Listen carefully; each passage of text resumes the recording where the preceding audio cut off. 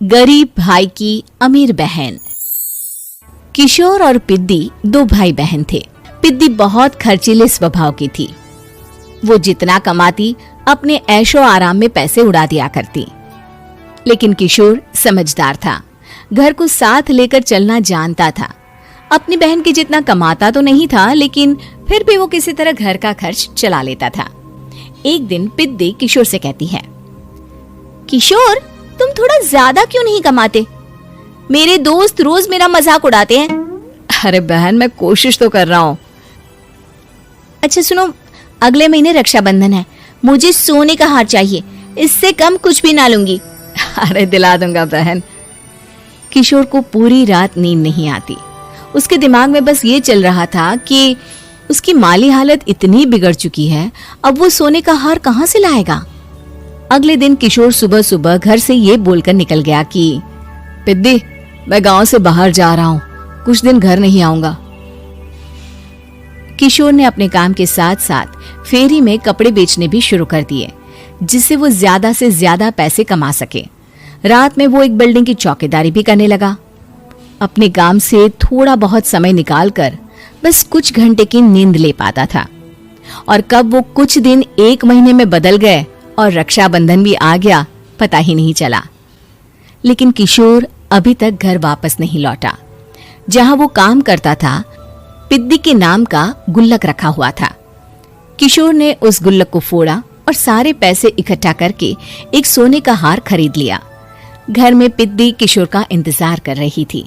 तभी किशोर आता है। कहाँ चले गए थे? 4 दिन का कहा था और 1 महीने से पता नहीं कहाँ गायब हो गए थे। मैंने बस एक हार मांगा था और तुमने तो घर ही छोड़ दिया।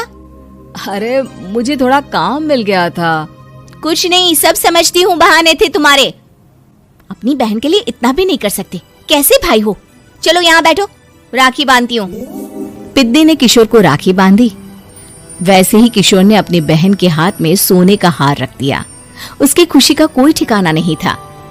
वो मिठाई खिलाए बिना ही नेकलेस लेकर चली गई और शीशे के सामने अपने गले में हार रखकर देखने लगी। किशोर ने लड्डू उठाया और खुद ही खा लिया। ऐसे कई साल गुजर गए। एक दिन पिद्दी की नौकरी छूट गई। अब वो पूरी तरह किशोर पर डिपेंड हो गई थी। आए दिन किशोर को अपने महंगे महंगे शौक गिनाकर उससे पैसे मांगा करती थी। किशोर, कुछ पैसे देना, मुझे पार्लर जाना है। किशोर बिना कुछ बोले उसे पैसे दे देता। ये क्या, 500? अरे इतने में तो मुझे पार्लर में एंट्री मिलेगी बस। अच्छा, देता हूँ ना ज्यादा। अरे कैसे भाई हो, अपनी बहन के लिए इतना भी नहीं कर सकते। किशोर ने जेब से 2000 का नोट निकाला और उसे दे दिया। किशोर गरीबी में रह लेता था, लेकिन अपनी बहन को कभी कोई कमी नहीं होने देता था। बेटा, पिद्दी तुम्हारी बहन है, उसे कभी किसी चीज की कमी मत होने देना और उसका ध्यान रखना, क्योंकि भाई का फर्ज होता है अपनी बहन का ध्यान रखना। किशोर ने माँ की कही ये बात हमेशा के लिए याद कर ली थी। शायद माँ की इसी बात की वजह से किशोर पिद्दी की हर जिद पूरी करता चला आ रहा था। किशोर, आज मैं अपने दोस्तों के साथ पार्टी करने जा रही हूँ, मुझे कुछ पैसे दो ना। किशोर पिद्दी को समझाता है, लेकिन पिद्दी नाराज होकर चली गई और अपने कमरे में सुबक सुबक कर रोने लगी। किशोर अपनी जेब से कुछ पैसे निकालता है और पिद्दी को दे देता है।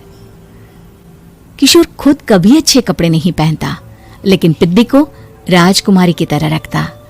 पिद्दी के जाने के बाद किशोर अपने काम पर निकल गया। एक तरफ पिद्दी अपने दोस्तों के साथ मस्ती कर रही थी, तो वहीं दूसरी तरफ किशोर पैसे कमाने के लिए कड़ी मेहनत कर रहा था। कुछ और दिन ऐसे ही बीत गए। एक दिन पिद्दी एक लड़के को लेकर घर आई और उसे किशोर से मिलवाया। किशोर, मुझे इस लड़के से शादी करनी है, लेकिन इनके मम्मी पापा बोल रहे हैं कि उनको दहेज में एक कार चाहिए, तभी वो मेरा और पंकज का रिश्ता कबूल करेंगे। लेकिन बहन, कार खरीदना कोई सब्जी खरीदने के बराबर तो नहीं है। अरे कैसे भाई हो तुम, अपनी बहन के लिए इतना नहीं कर सकते? देखो, मैं ज्यादा इंतजार नहीं कर सकती, तुम्हें 1 साल में मेरे लिए कार खरीदनी ही होगी। अच्छा पंकज, एक काम करो, कल तुम अपने माता पिता को घर बुला लो, मैं उनसे तुम्हारे और पिद्दी के रिश्ते की बात कर लेता हूँ। अगले दिन किशोर के छोटे से घर में पंकज और उसके माता पिता आते हैं। बेटा, तुम्हारी बहन ने हमारी शर्त तो बता ही दी होगी। जी। बेटा, तुम तो इतने छोटे घर में रहते हो, दहेज कहाँ से लाओगे? मैं अपनी बहन की खुशी के लिए सब कुछ कर सकता हूँ। पंकज और पिद्दी का रिश्ता तय हो जाता है। किशोर अब अपनी क्षमता से 4 गुना ज्यादा काम करने लगता है। सुबह सबके घरों में न्यूज़पेपर फेंकता, दिन में मजदूरी करता और रात में चौकीदारी करता। खूब मेहनत करके किशोर ने अपनी बहन की शादी के लिए पैसे जुटा लिए। उसने अपनी बहन के लिए कार खरीद ली। जब वो पिद्दी के ससुराल वालों से मिलने गया तो उन्होंने किशोर से और पैसों की मांग की। इस बार किशोर हार चुका था। पिद्दी माफ करना, मैं तुम्हारी शादी उस लड़के से नहीं कर सकता। वो लालची लोग हैं, उन्हें सिर्फ पैसों से मतलब है। देखो किशोर, मैं पंकज से ही शादी करूंगी। क्योंकि पिद्दी ने तो किशोर की बात न मानने की जैसे कसम खा रखी थी। किशोर ने पंकज को घर बुलाया। पंकज, तुम अपने माता पिता को समझाते क्यों नहीं हो? भैया, वो हमारी शादी के लिए मान गए, मेरे लिए तो यही बहुत बड़ी बात है। हम एक काम कर सकते हैं, दहेज की रकम में से कुछ पैसे मैं आपको दे देता हूँ। अरे लेकिन समाज वाले क्या कहेंगे? अरे जब दुनिया को पता चलेगा तब ना। अच्छा, कुछ पैसे मैं अपने मालिक से कर्ज में ले लेता हूँ। कुछ पैसे पंकज देता है, कुछ वो कर्जा लेता है और अपनी उम्र भर की कमाई वो अपनी बहन की शादी में लगा देता है। आखिर में पंकज और पिद्दी की शादी हो जाती है। पिद्दी की विदाई के बाद किशोर बिल्कुल अकेला पड़ जाता है। अब उसका कमाने में भी मन नहीं लगता। उधारी वाले रोज घर में आकर बैठ जाते हैं। अरे किशोर, अब तो पिद्दी की शादी को 5 साल हो गए, अब तो हमारा पैसा लौटा दो। चाचा, पिद्दी के जाने के बाद किसी भी काम में मन नहीं लगता। अरे तो हमारा पैसा कैसे वापस मिलेगा? जी, कुछ करता हूं मैं। किशोर के ऊपर बहुत सा कर्जा चढ़ गया था, इसलिए उसने तय किया कि वो ये घर बेचकर सबके पैसे लौटा देगा। अगली सुबह शहर के किसी साहूकार को उसने अपना घर बेच दिया और सबके पैसे लौटा के वो गांव छोड़कर चला गया। पिद्दी ने शादी के बाद कभी अपने भाई का हाल तक नहीं पूछा। किशोर को फर्क नहीं पड़ता था, बस ससुराल में उसकी बहन खुश है ये जानकर उसे खुद की खुशी मिलती थी और ये सोचकर कि उसने माँ से किया हुआ वादा पूरा कर दिया।